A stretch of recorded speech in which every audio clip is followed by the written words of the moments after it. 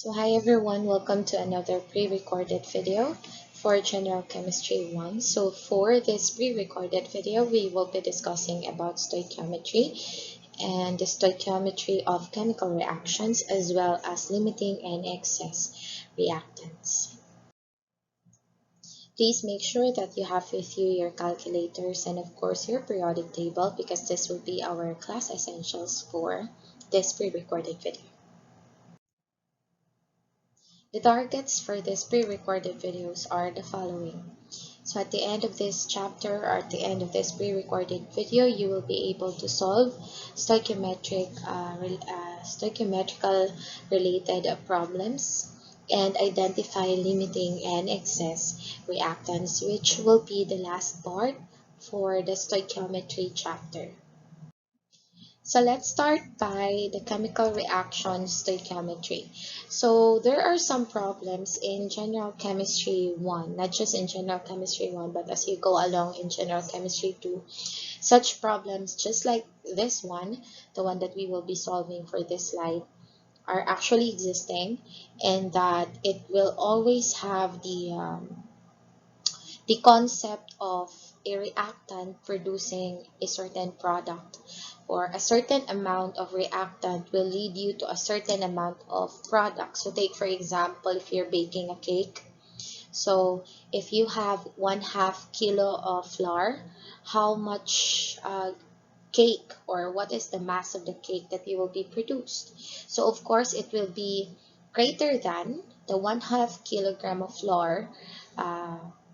Produced cake will be greater than from that of a 1/4 kilogram of flour because you have a greater amount of a reactant, which is your flour, producing a cake, which will be your product.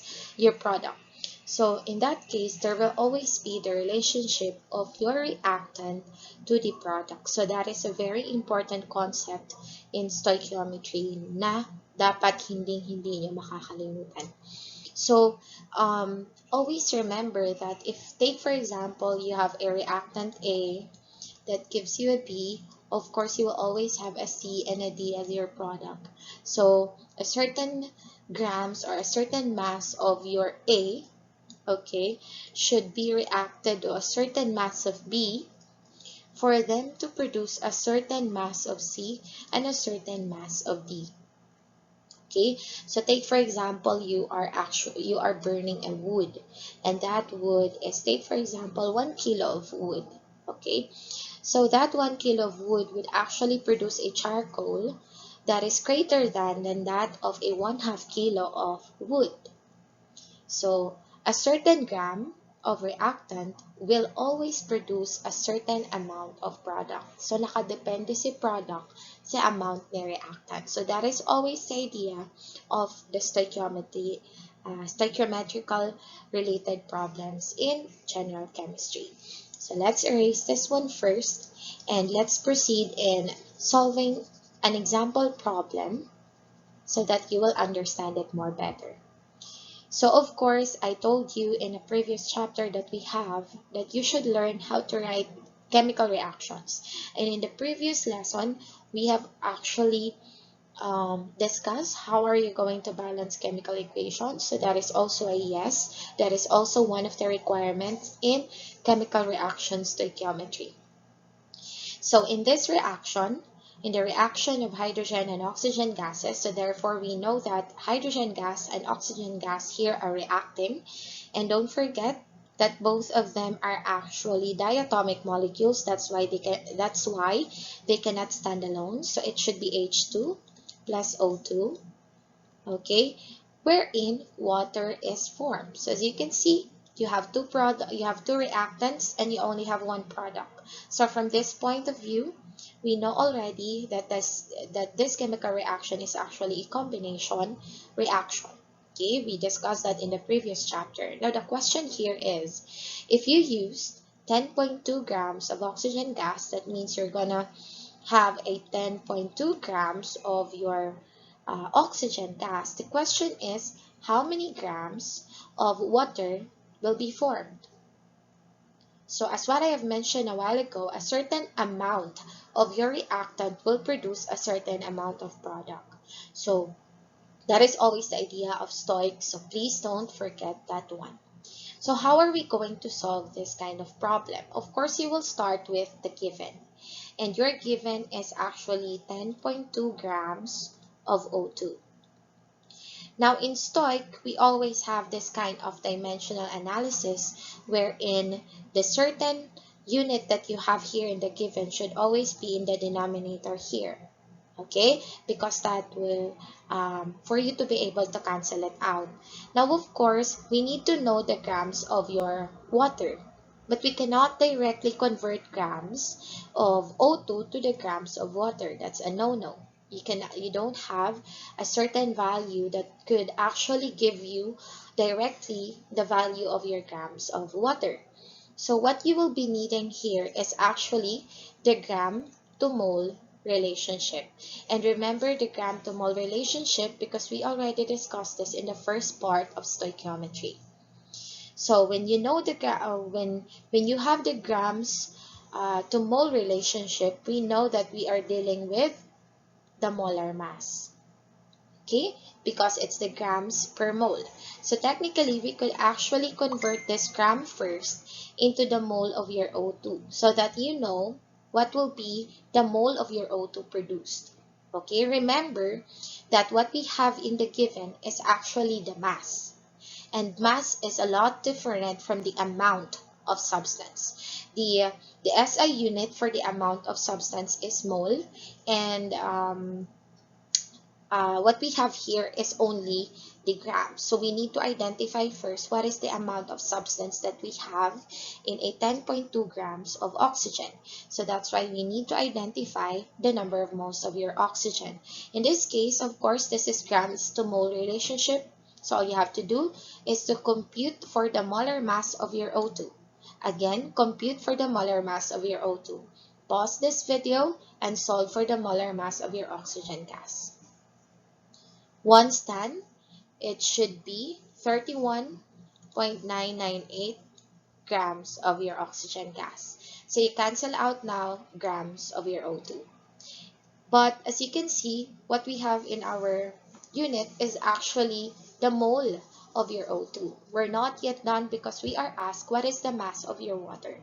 So the next one is to get the mole to mole relationship.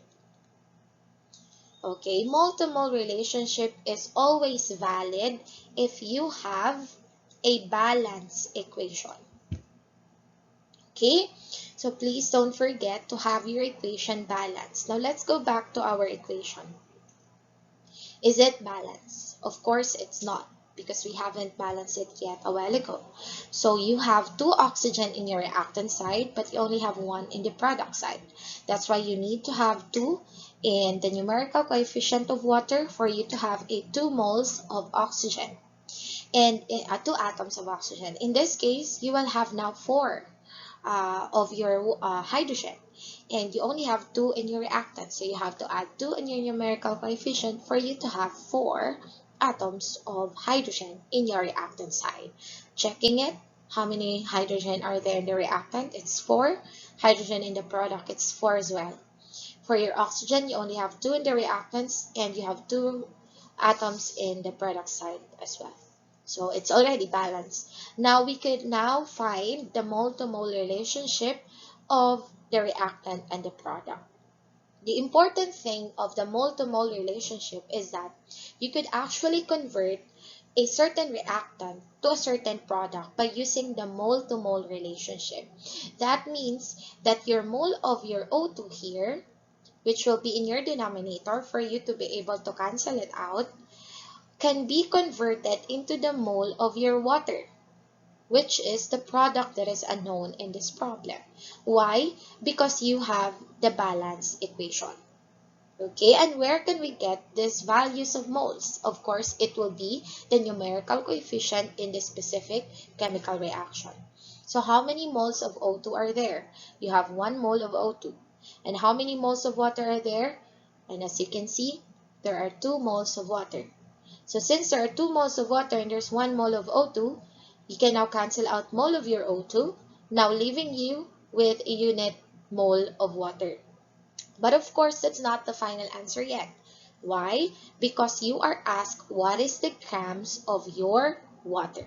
So that means you need to convert this one first using a dimensional analysis of a mole to grams. And of course, we know that mole to grams relationship or grams to mole relationship is actually the molar mass. So we know that in every 1 mole of your water, you need to make sure that the mole of your water is actually in your denominator for you to be able to cancel it out. And of course, you have the grams of water in your numerators part. And in this case, your molar mass is 18.015. So you pause this video and make sure that you have that correctly. Now, as you can see, after canceling all the units that we have used a while ago in the dimensional analysis, that gives us the grams of your water. And going back to the unknown, what was asked in the problem is the grams of your water. So definitely, we're done with the dimensional analysis. So just have this in your calculator. 10.2 divided by 31.998 equals times 2 equals 10 times 18.015. You could actually just use it, or you could just actually write it down in your calculator or type it down in your calculator directly, but please make sure that you include the denominator because it might you might have a different calculator than the others, so baka medyo ano sila technical. So in this case, the answer would be 5.74 grams of water. So I considered significant figures because of course don't forget that significant figures exist, okay? And that we have 3 SF in this problem because the given is 10.02 and there are 3 significant figures in 10.2. So you'll have 5.74 grams of water as your answer. So what does it mean? That means that if you use 10.2 grams of your O2, you will produce a 5.74 grams of water. Now, can you pause the video and solve? Take, for example, you have 5.62 grams of water. Oxygen gas. Can you solve for the number of water produced? Pause this video and make sure that the value that you have for your grams of water, okay, will not be equal to 5.74. And since you have a lesser amount of your reactant, that means that your product should also decrease. That means it should be less than 5.74. Now, if your answer is in that kind of range, then definitely you are correct. So all you have to do is to follow what we have done here, and now you will have the answer. So pause this video, then I will have the answer in after 10 seconds. Okay, so there are some incorrect calculations a while ago. So if we're gonna go back with the problem that we have, which is this one, the previous slide, that should be 10.02. Okay, you might have a different answer. Okay, so I have calculated it incorrectly. So you have O2, and I will not edit it anymore because marami na akong nasabi doon. Grams O2. Anyway, so you have grams times you have 2 moles of your H2O because your reaction is H2 plus O2 giving you H2O. So you have to multiply it by 2, then you have 2 here. So 1 mole of H2O, then you have 1 mole of O2. So you cancel this out, then you have 18.015 grams of H2O in every 1 mole of H2O. Cancel. So your answer here should be 11.5 grams of water. I'm really sorry about that. So you have 11.5 grams of water. So take for example, you have the same problem and you were asked Definitely the one that we have in the previous slide a while ago. What if you're asked, take for example in the balanced chemical equation, 2H2 plus O2 yields to water, 2 moles of water, and you were given a 5.62 grams of oxygen gas. So how many water in grams will be produced? A while ago, we have the relationship of if you use 10.2 grams of O2, you will produce 11.5 grams of water. That is our relationship. Now we reduce the amount of your O2 to 5.62. Let's see if water will also be reduced in terms of its amount, because that should be the case. Because you lessen the amount of your reactant, your product should also be lessened. So take for example, you have 5.62 grams. Of course, you will be needing the same conversion units or dimensional analysis that we have a while ago. Then that would be O2 times, you have 31.998 grams of your O2 and every 1 mole of your oxygen gas. You cancel the grams of your O2 and you get the mole-to-mole relationship of your given and the unknown, which is your oxygen gas and water. So you have 1:2 times, you have to cancel the mole of your water, times the mole of your water to the grams of your water, which is in every 1 mole is 18.015 grams. You cancel the mole, now you have the grams. And if you're going to solve that one, you will get a value of 6.32 3SF grams of your water. As you can see, if you use now 5.62 grams of your O2, you'll only produce 6.32 grams of water. So this actually gives an evidence that a certain amount of a certain reactant will give you a certain amount of product. So if I'm gonna change this one again, and if I'll give you an amount of O2 that is, take for example 1 gram, so definitely the amount of your water produced should also be lessened, because of course you're now gonna use 1 gram of oxygen gas. So again, the amount of your product relies on the amount of your reactant. So the greater the amount of your reactant, the greater the amount of your product. If you lessen the amount of your reactant, your product will also be lessened. So that is the relationship between the two. Now let's proceed to another one. So I have here another problem. Take for example, you have a calcium hydroxide and sodium phosphate. So in this problem, I made sure that it will be a little complicated because as what I've mentioned to you, you should learn how to write chemical equations and you should learn how to determine what type of chemical reactions will be involved given only the certain reactants. So in this case, you were asked, in a calcium hydroxide and sodium phosphate reaction,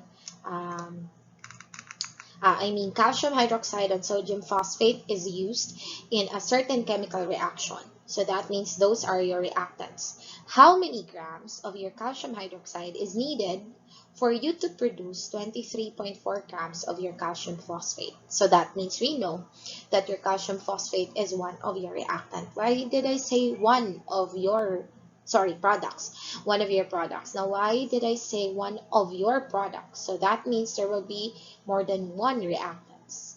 So how did I know that? Of course, you need to determine it first by writing your reactants. So your reactants here are calcium hydroxide. Remember, calcium is in group 2 of your periodic table. So it will have a positive 2 charge. So that means by doing crisscross, you will have 2 as the subscript of your hydroxide. So that would be Ca2 plus then OH negative. So remember that one. Why did we enclose OH in a parenthesis? That is because OH is a polyatomic ion.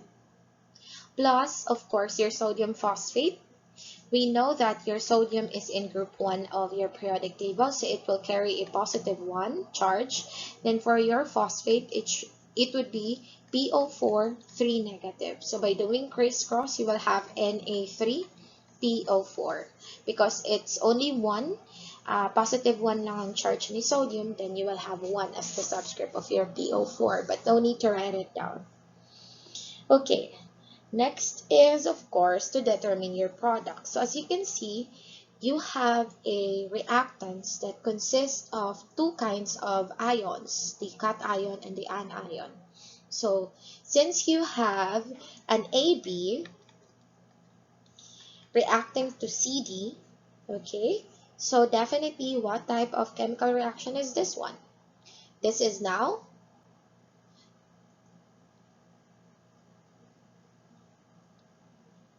this is the double displacement type of chemical reaction. So that means you will have A reacting to your D, which is A here is your cation. Remember the rule in writing chemical formula? You should always write first the cation before the anion. So that means your A here in your first reactant will react to the D, which is the anion of your second reactant. Then your C, which is the cation of your second reactant, will react to the anion of your first reactant. So you will have a product that is AD, plus of course you need to write down first the cation, so that would be CB. So same, you will have cation reacting to phosphate. So you will have Ca3, PO4, 2. Remember, crisscross. Then you have the Na reacting to OH. Then you will have the sodium hydroxide. So that is how you are going to determine your product. Now let's check if your answer is correct or if your chemical equation is correct. By reading the problem, we know that you have a calcium phosphate as one of your product. And as you can see in your product, you have a calcium phosphate. So definitely, you got it right. Now, the next step is, of course, to balance the chemical equation. Because this is stoichiometry, it is very important and it is one of the requirements, or it's the most needed part in Stoic is to have a balanced chemical equation. So you need the balanced chemical equation. Now, I cannot teach you how to balance chemical equation because this is actually, I've mentioned this one to you during our discussion.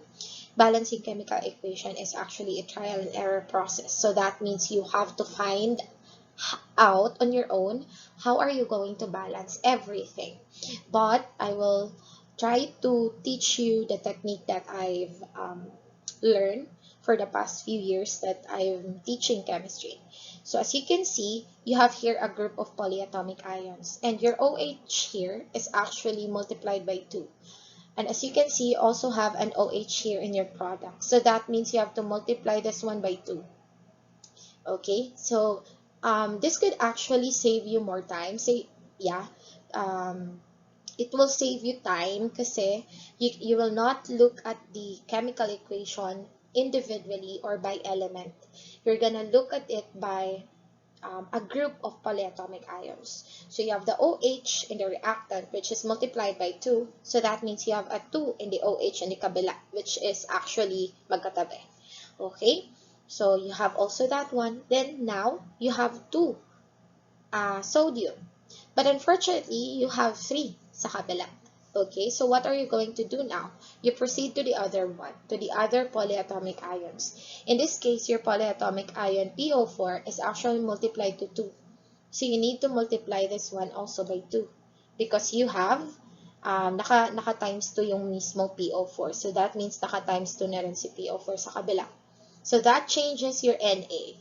Your sodium now will become 6, so you need to multiply this one by 6. And since it was multiplied by 6, so your OH should be 6. And how are you going to have an OH that is 6 sa kabila? Wherein you are already multiplying it by 2. That means you're going to multiply it by 3. And now you have 3 calcium, then you have 3 calcium sa kabila. Then that is already balanced. So that will save you time compared to the writing down of individual element. But of course, if mas sanay kayo doon and if you're still practicing, then I suggest that you write down all the elements just like what we did in the previous chapter. Then you count how many atoms are there in the reactant, how many atoms in the product. Then you determine how are you going to change the amount of your reactant so that your reactant and product's number of atoms in a certain elements will be equal. Okay, so that would be balancing chemical equation. So you have a 3:2:1:6 relationship. Okay, now going back to the problem after having the balance equation, please remember guys not to add pressure to everyone, but if you will have a very incorrect or an incorrect balanced chemical equation, then definitely your stoic will be wrong. Okay, it will also be incorrect because you will be needing all the values that you have here in the number of moles, which is the numerical coefficients of your reactants and products respectively in the solution. Okay, so please remember that one. You have to practice and practice balancing equations. Now, going back to the problem, how many grams of calcium hydroxide? So you were asked how many grams of your calcium hydroxide is needed for you to produce a 23.4 grams of your calcium phosphate. That means you are given a 23.4 grams of your calcium phosphate. And you were asked how many grams of calcium hydroxide is needed. So most likely this is the most let's say real example of a stoichiometry that could actually be applied in laboratory. Why? Because in most cases, if you're gonna have some laboratory activities in your college, you will only be given by your professor the amount of product that should be produced. Take for example, you were asked, okay, student 1, please produce a 50 grams of hydrochloric acid. Okay, and of course, you're gonna identify what will be the reactants of that one, and you need to identify what will be the amount of every reactant. So that's why you need the balance equation. That's why you need the stoic. Okay, so this is an example of a real life situation, but of course, just to remind everyone what we have here in our chemical equations, nakalimutan ko kanina. Okay, all of these are actually theoretical.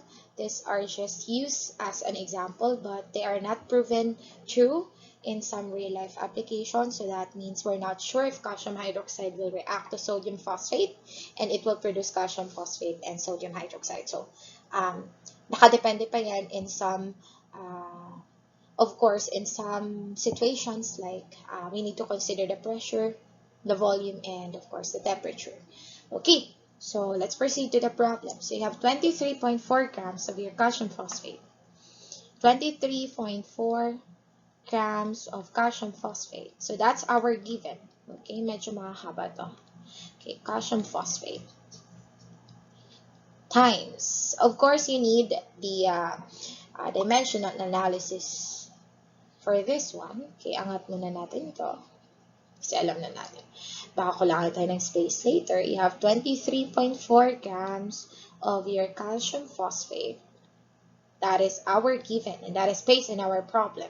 And you were asked how many grams of your calcium hydroxide will be needed. So, of course, it's the same process that we have for the past stoichiometry problems that we have. So, you have there grams of your calcium phosphate, of course. And you have 1 mole of your calcium phosphate. Okay, pause this video and compute for the molar mass of your calcium phosphate.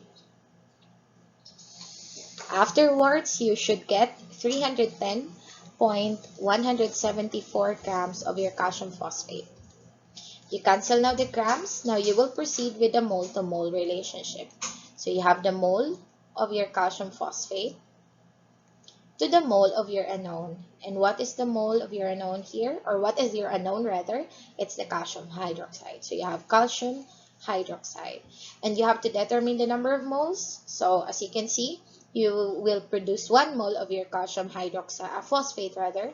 You will produce 1 mole of calcium phosphate if you're going to use 3 moles of your calcium hydroxide. So you will cancel the mole of your calcium phosphate. Then we're not done yet because you only have the mole of your calcium phosphate. So you have to have another dimensional analysis, which will be the mole of your calcium hydroxide to the grams of your calcium hydroxide. So pause this video and compute for the molar mass of your calcium hydroxide.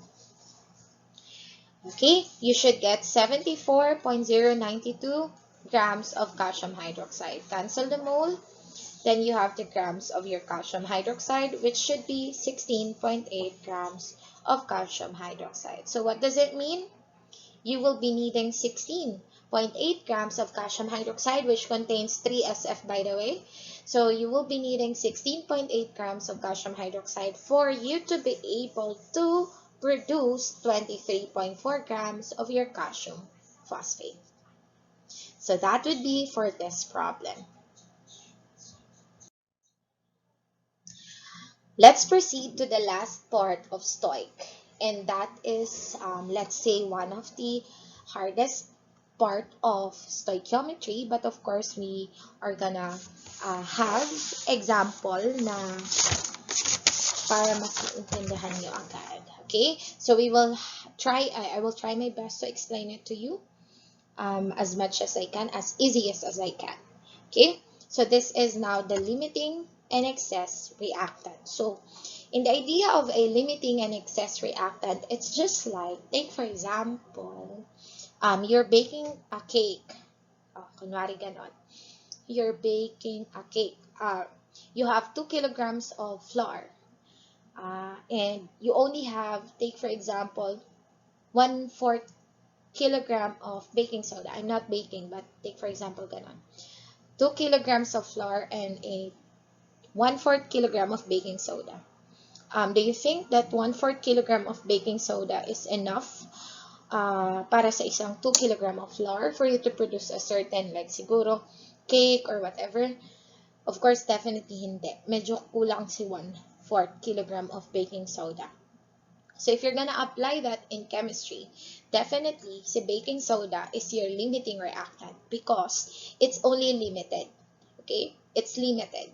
While your flour is sobra-sobra, that means it is the excess reactant.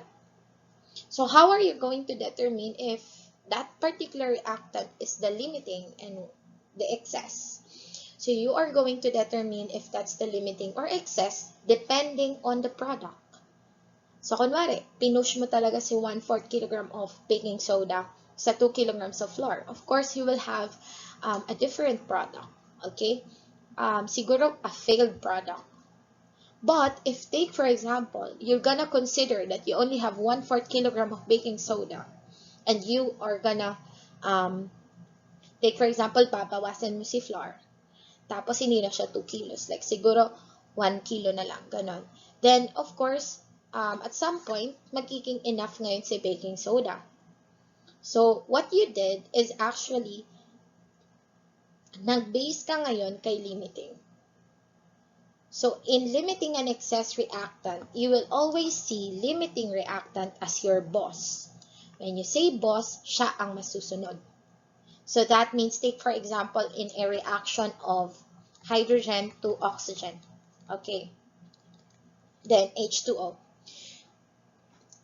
Take for example, your O2 is your limiting reactant.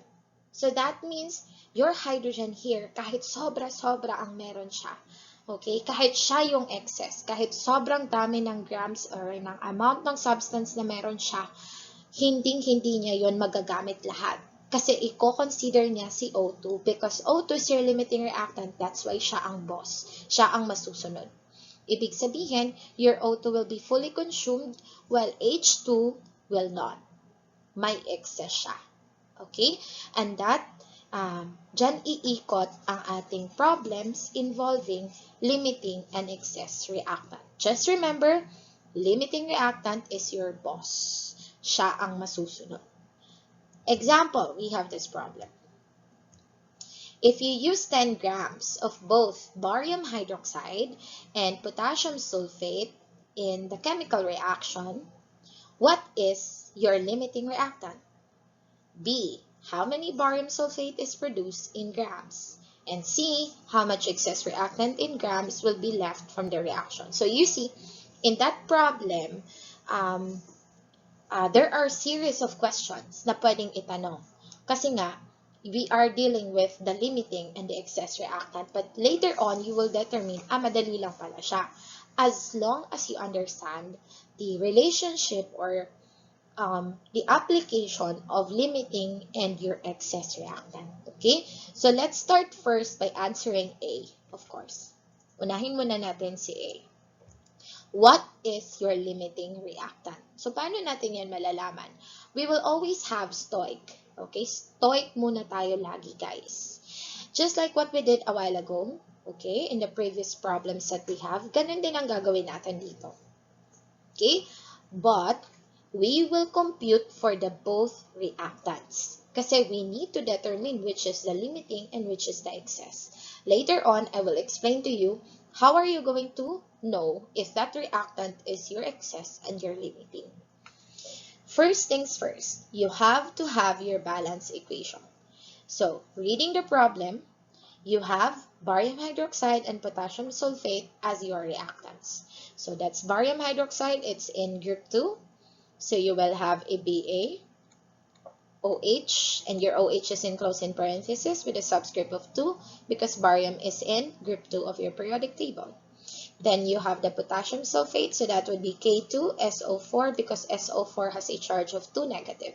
And K is in group 1, so it will have positive 1 as its exponent. Then having its products, of course, you need to do the crossing because this is double displacement. So you will have the Ba, okay, it will react to the anion of the second one, which is your sulfate, and both of them actually has charges of positive 2 and negative 2 respectively, so it will cancel out. Then you will have BaSO4 plus your KOH, which is potassium hydroxide. Okay, now of course, balancing the equation, you will have 2 here. And it's already balanced. So if you wanna try it on your own, kindly pause the video before playing it again and proceeding to the next problem. Okay, now you have, of course, now the balanced chemical equation. So you have the balance equation. The next step is to identify every bit of every reactant. Okay, what would be the product produced by every reactant that you have? So, ang alam natin, you have 10 grams of your barium hydroxide and meron ka ring 10 grams ng potassium sulfate. So, aalamin natin saan sa kanila ang excess at limiting. So, definitely, may isa sa kanila, hindi 10 grams ang gagamitin kasi limited lang siya. Okay? Kasi, excess siya. Okay? So, take for example, okay, you have 10 grams. So, you will determine now, okay, 10 grams of, let's start with barium hydroxide. So, 10 grams of your barium hydroxide. BaOH2 times, it's a simple stoic, just like what we did a while ago. Question is, alin dito po sa dalawa, miss, ang ating i-convert? Kasi our goal is to determine ang 10 grams ba ng barium hydroxide, ilang barium sulfate ang mapuproduce at ilang potassium hydroxide ang mapuproduce. Okay? And how are we going to compare these two reactants? We need to compare these two reactants by making sure na i-convert natin siya sa same product. So, since you have 2 products, you're gonna choose 1. Dapat isa lang yung i-convert nyo. So, take for example, si barium hydroxide, i-convert mo, take for example, to barium sulfate. Then, si potassium hydroxide, i-convert mo rin siya dapat sa barium sulfate. Paano po, miss, kung si potassium sulfate, gusto ko po sa potassium hydroxide po siya i-convert. Now, you cannot compare the values later. So, hindi mo rin madedetermine which is your limiting and excess. Kaya, make sure na i-convert mo siya sa same na product. Para alam mo na, okay, pag gumamit ka ng 10 grams na barium hydroxide, ito yung mabubuo mong barium sulfate. Kapag gumamit ka ng 10 grams of potassium sulfate, ito yung mabubuo mong barium sulfate. So, pwede mong ma-produce, ay, saan yung mas marami dito? So, definitely, kung alin yung mas marami, siya yung excess kasi mas marami siyang na-produce na product. Alin yung limiting? Yung mas konti ang na-produce kasi limited lang ang na-produce niya. So, that is how are you going to determine later which is your limiting and which is your excess reactant. Okay? Now, let's go back to the computation. I'll just erase this one kasi medyo malaki yung pagkakasulat. Medyo kailangan natin ng space. So, you have 10.0 grams, biglang lumiit, no? Barium sulfate times, okay, you need to convert that one. So, pause this video and compute for the molar mass of your barium sulfate because I'm just gonna write it down.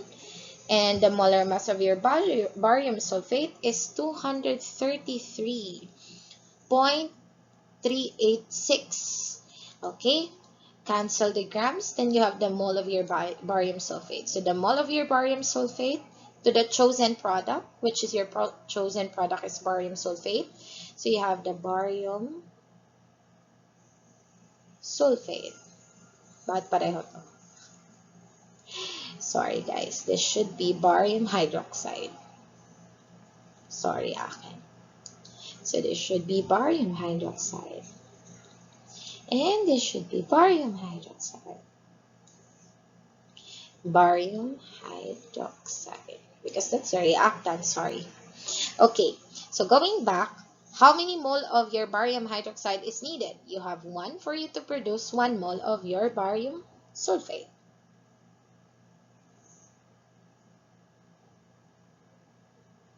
And of course, the molar mass here will be changed. Let's change it. Sorry. Okay. Sorry, guys. So you have 10 grams, ulitin ko lang, grams of your barium hydroxide times you have 171.344 grams of your barium hydroxide and every 1 mole of your barium hydroxide. So you cancel the grams. Now you have the mole to mole relationship. So the mole of your barium hydroxide, okay, barium hydroxide to the mole of your barium sulfate. There.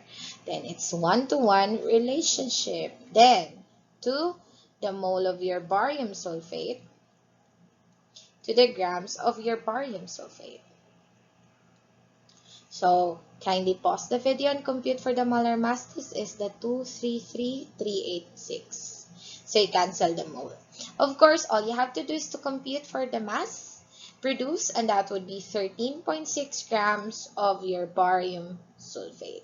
That means that if you are gonna use 10 grams of your barium hydroxide, you're gonna produce 13.6 grams of your barium sulfate. Let's proceed to the barium at to potassium sulfate naman. Okay, remember, kailangan nyo po sila both i-compute. Okay? So you have 10.0 grams, of your potassium sulfate times, you have the grams of your potassium sulfate here, K2SO4, and this would be 174.252, sorry, I'm left. Then 1 mole of K2SO4. Cancel grams. Then you have the mole. In every 1 mole of your K2SO4, you're gonna produce 1 mole of your barium sulfate. Then you're gonna use the molar mass. In every 1 mole of your barium sulfate, you have 233.386 grams of barium sulfate. Cancel the mole, cancel the mole. Then you will have 13.4 grams of barium sulfate. Now, let's take a look at these values. Okay. That means po that if you're gonna use 10 grams of your barium hydroxide, you're gonna produce 13.6 grams of barium sulfate. If you're gonna use 10 grams of your potassium sulfate, you're gonna produce 13.4 grams of barium sulfate. So what does it mean? You have 13.6, you have 13.4.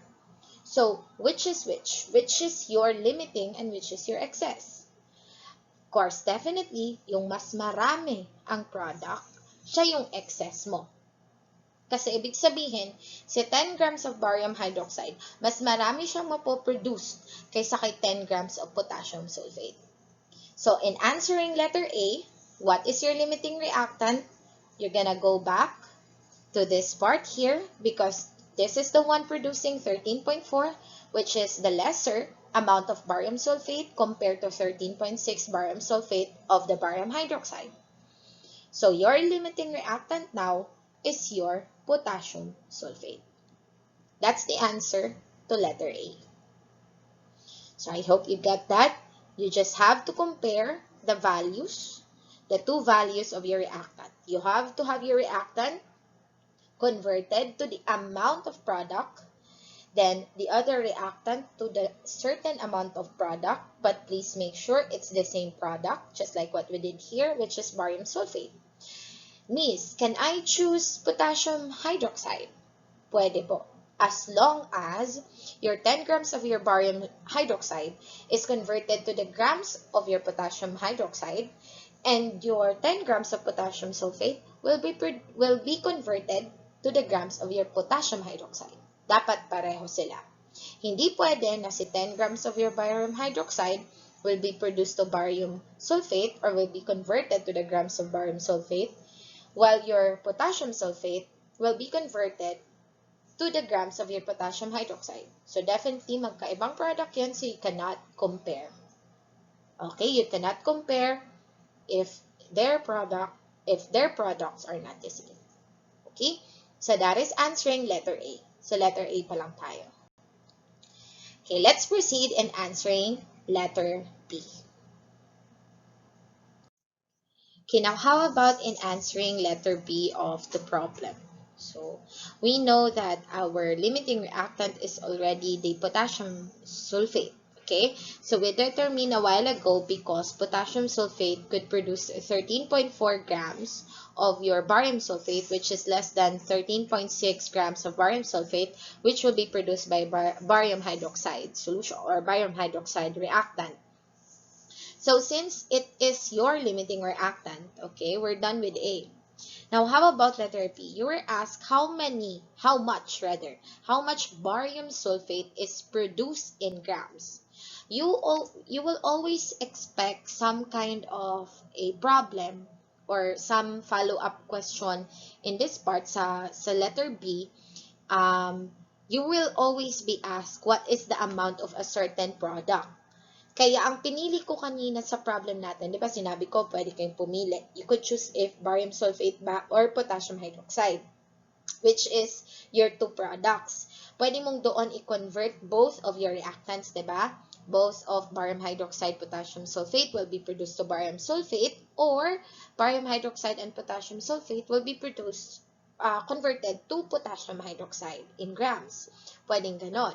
But in this case, dahil you were asked in the second problem how much barium sulfate is produced in grams, mas maganda na gagamitin mo na ngayon si barium sulfate.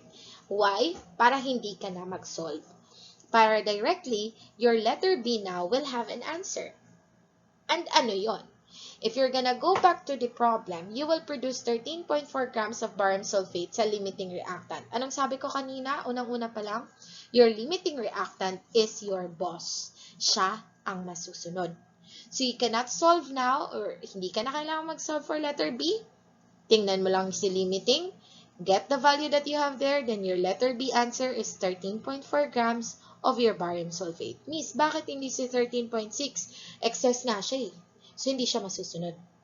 Your limiting reactant is your boss. That means your letter B, barium sulfate produced in grams, will be 13.4 grams of barium sulfate. Anong gagawin ngayon ni excess? Siya ang mag-a-adjust.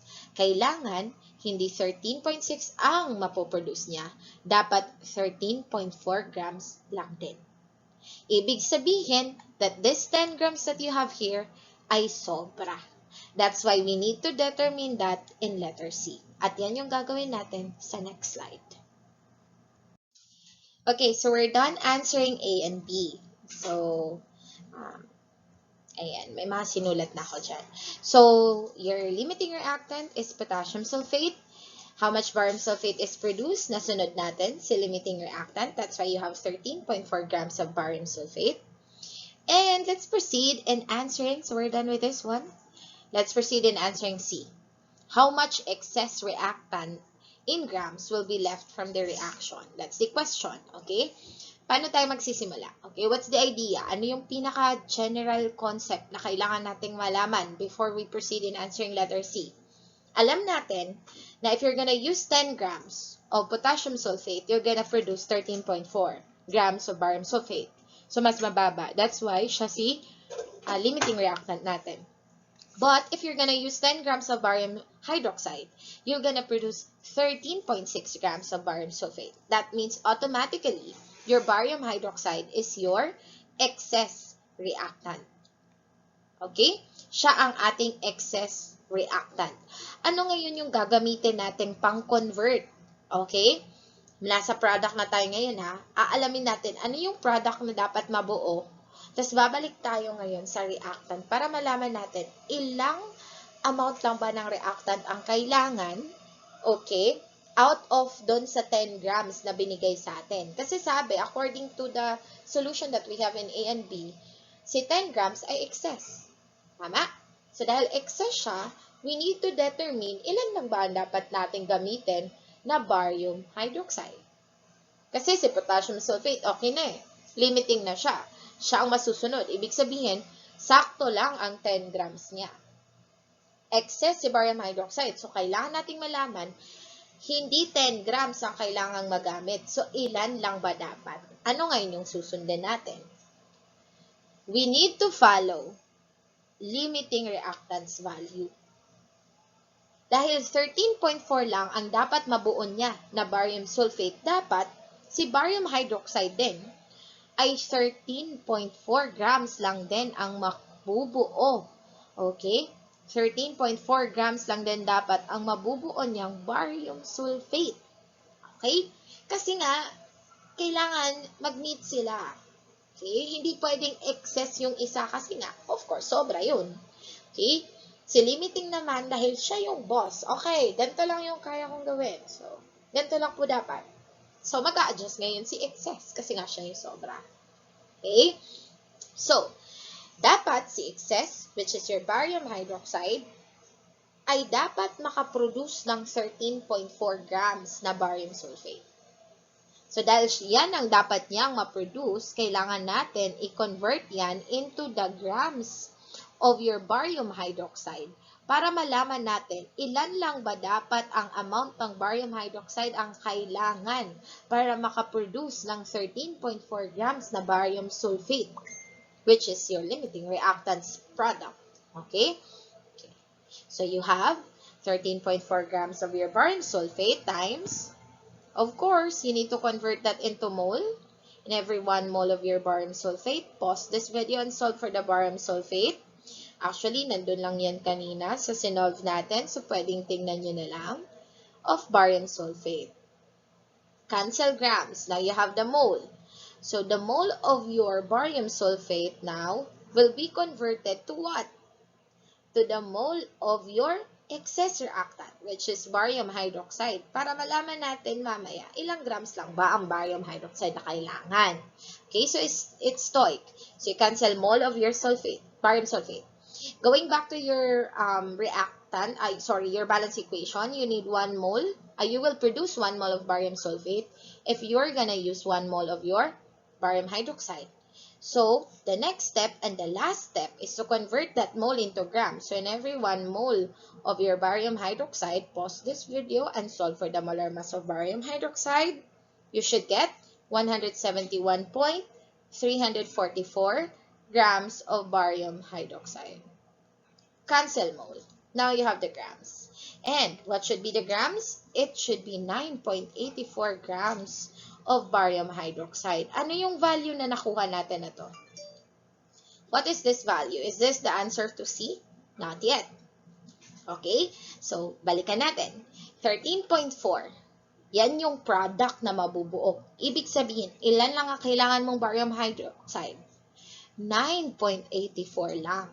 E binigyan ka ng 10 grams. How are you going to determine the excess? You subtract. So, you have 10.0 grams of your barium hydroxide. This is the given. But, you will just be needing 9.84 grams of your barium hydroxide para same na silang 13.4 ni limiting reactant, which is potassium sulfate. Ito yung kanyang need lang. This is the need. So, you subtract the value and you will get 0.16 grams of your barium hydroxide. And this is the excess. See? It's easy. Char. Okay. Easy lang yan pag na-master niyo na siya. Pag medyo marami na kayong masosolve. So, just always remember the concept. The limiting, siya ang laging limited ang resources, kaya siya ang boss, siya ang susundin sa chemical reaction. Yung sobra, siya ang laging mag-a-adjust kay limiting. Para malaman mo kung ano yung excess sa excess reactant, kailangan mo munang malaman ilang grams lang ba ang kailangan mo, okay, para makabuo ka ng same amount ng product ni limiting reactant. So, in this case, 9.84 lang po na grams ng barium hydroxide ang kailangan para makaproduce ka ng 13.4 grams of barium sulfate, which is the same with the amount produced by a 10 grams potassium sulfate, which is your limiting reactant. So, your excess and the answer to letter C is 0.16 grams of barium hydroxide. Then, that concludes the answering of our last problem in this pre-recorded video. So, this is stoichiometry, and I hope that you learned something. If it's hard, please don't hesitate to ask me during synchronous discussion, and I will try my very best to accommodate and to answer every questions that you have. And some of the definitions, that's why I directly have the solving process, because all the definitions are in the module. So, please practice yourself in balancing equation, in writing chemical equation, in identifying what type of chemical reaction is that. Is it combination, decomposition, single replacement, or double displacement? Because that is your foundation, guys. That's your foundation. You need to be able to know all of those things for you to have a continuous understanding in general chemistry. Remember, Stoic will not just be in Chem 1. It will also be in Chem 2. In Chem 2, we have what we call solution stoichiometry. We also have organic chemistry that involves Stoic as well. Stoic will always be present because in stoichiometry, it's always the relationship of the reactant to the product. Okay? So I hope that you learned something, and I hope that you did understand stoichiometry, the stoichiometry of chemical reactions, and the limiting and excess reactants. So I'll see you guys in our synchronous discussion. So this is Ms. Arlie, and have a good day.